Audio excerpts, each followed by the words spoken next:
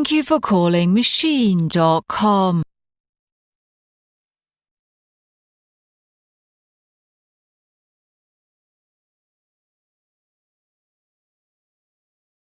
Oh man, what do we have here? BMW Alpina Xb7, 612 horsepower, 590 foot-pound of torque.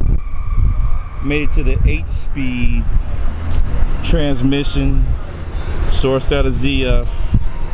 BMW tries to bring some power to the big boy. Now it's not going to handle like the X5M. No, don't expect that. Think of this as the powerhouse down the cruise highway. Xb7 Alpina. Alpina is a sub-brand or its own entity. Think of it as a B series, or when you think about AMG, Alpina is its own source. But they've got up to the status where they're good enough to be part of the BMW family, where they offer this at the dealership with a warranty. Let's look at some of the differences in the Xb7, not X7, Xb7 quad tail tips. Looks sick, love it. Love the pipes on the back of this. Again, meant for speed rather than cornering. The reinforcement, straight line speed is the proper use of this vehicle. You can see the tow hitch is still there. Same design on the outside. Seating 7+ passengers plus the dog, whatever you want to call it. Let's get inside there. We're gonna get inside and check out, see the doors open, see what's going on there. The reason why they were able to get a little bit more power in this Xb7 is bigger turbos, bigger intercoolers. You know how they do it at BMW. That 4.4 liter has stood the test of time and has done its job. Interior wise, tan, look at that, beautiful luxury ornament. Again, not Mercedes, like where the Mercedes for me is more show. When you talk about quality, touch the BMW material from a quality perspective, I think they're a level up. That's my opinion, okay? Design wise, yeah, Mercedes is more gimmicky, but quality wise, BMW, if you get inside it, come to a dealership, check them out, you'll say, oh, this quality feels like another standard up, and this is just what it is. Inside, there goes your piano paint inside here, beautifully done. Let's look at the infotainment, see what kind of work we can get in here. Of course, it has the gesture controls.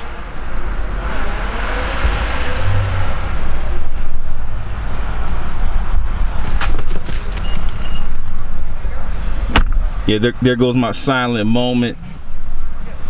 Again, let's see if we can, oh, it's going, there it goes. That was pretty quick. Already, the gesture control is noticing I'm here and starting to play around, right? Latest X-Drive system. See the rotary knob here for X-Drive. Again, cooled cup holders and heated. I was going the 612 horsepower, 590 foot-pound of torque. Again, if you got a bigger family and the X5M is a little bit too small for you, this is the level up. But again, I mentioned to you, not meant for cornering, but you can see the stitched leather on this car. Typical BMW, understated. You wouldn't know it's an Alpina until you look to the back, and we just showed you the quad tailpipes. I love this quilted leather on this car. Great feel, great material. So I was going into the review of the infotainment system, and as I go through here, from the ease of use perspective, you got your help destination. Again, my first time in the Xb7. I've been in X7 M50Is and stuff like that. My friend just got one. I got an older X5M, but you can see here notification bells strapped to your smartphone. Over-air updates are available. There goes the typical BMW dual screen that you see in the X-Drive system. Navigation. People use their phones now, but hey, it's there for you, right? Let's keep going down.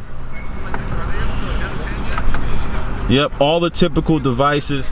Let's see if we can get something sexy in the center console, where there's also some drive screen controls where it tells you your miles per hour, your gas,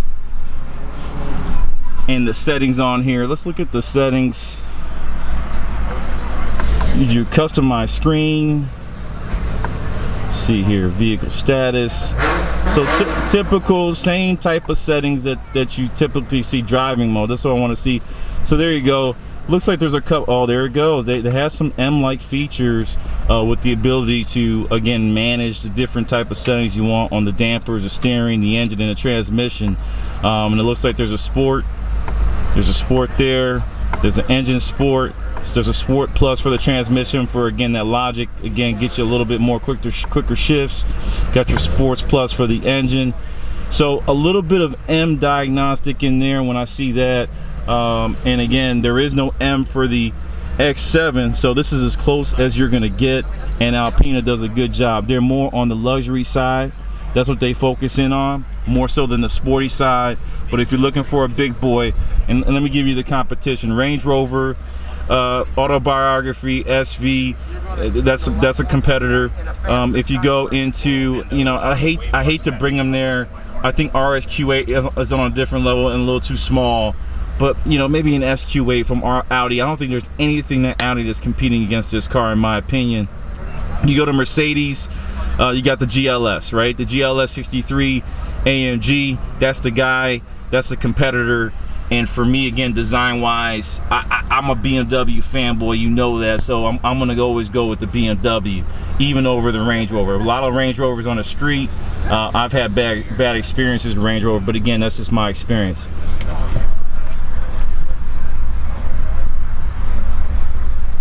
Another good thing, still has knobs. Still have driver control knobs on this car, like that. Center console, still can control a lot of the sports features that you want to get to, instead of having to go through the 18-inch touchscreen, or excuse me, 13-inch touchscreen infotainment. I'll put the right number on there, but it looks like about a 13-inch or maybe a 12-inch across. Another feature, glass.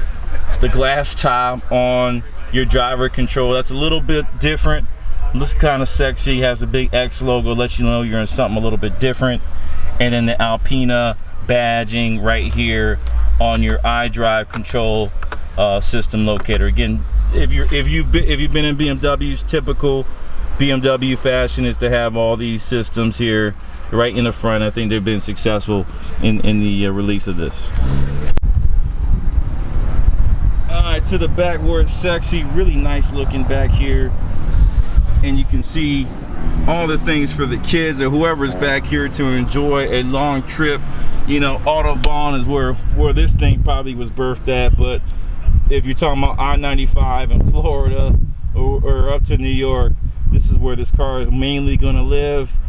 You got heated and cooled seats in the back. Again, standard features now for cars. And then looks like it is customizable for the vent and the cooling and heating in the rear as well. So you have two sides, and you're able to definitely differentiate where you want the heating and cooling to go. Again, I like these screens in the back, a little bit of touch. Look at those tweakers. I wish I can get in there. Who's this? Who's this?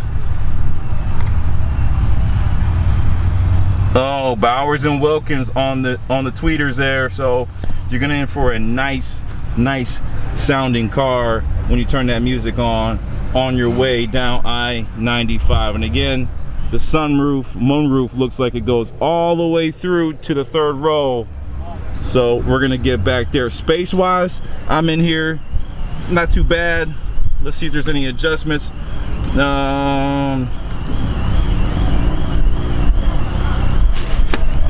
Tell you what, not bad.